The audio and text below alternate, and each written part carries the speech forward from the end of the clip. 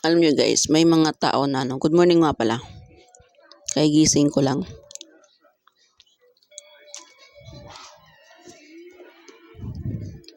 Kapit tayo.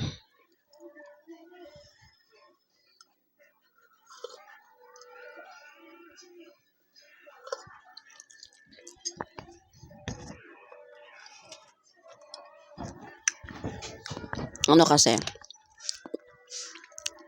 nakakabad trip yung mga tao na alam yung mga sabi na, alam yung mga tao na magsasabi na ng mga nagsasabi na, uy, may pera ka naman. Yung, patanggal mo na yung dito mo. Dito daw guys. Patanggal daw. Kayo ang lakas-lakas yung mag-demand. Lakas-lakas yung mag-demand. Okay. Papatanggal ko to, Magbibigay ba kayo? Wala naman patanggal to kung may pera.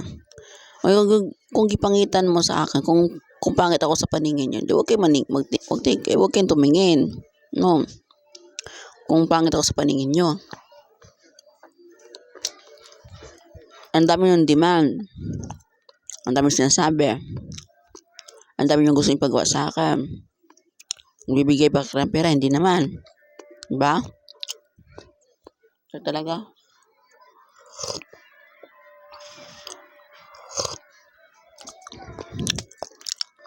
Para kayong kapeng pinabayaan, malamig na. Madali naman na ginagawa nyo Yung sinasabi, madali naman kung may pera. Kung kala nyo sa akin guys, mayaman. Hindi ako mayaman. Hindi ako mapera. Kaya ang tinda ako para makapera ako Kaya kung di man na kayo ng demand, sana isabay nyo, magbigay din kayo ng pera. Para magawa ko din yan. Tapos kung may pababago sa mukha mo, sasabihin na, ba't ito pinabago? Dapat kontento ka na sa binigay ng Diyos sa'yo. Tangina kayo. Bulok pag-uutak nyo. Tapos, ang dami siya sabi, uy, patangos ka naman ng ilong, ipatanggal mo na yun, dito paayos mo na yung ngipin mo.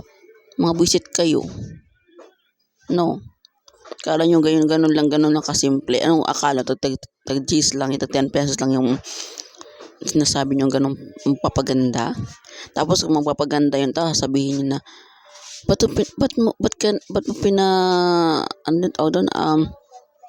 dapat kontento ka na sa bigay ng Diyos. Sira ulo. Talaga? Sarap yung mga tulig ba kayo?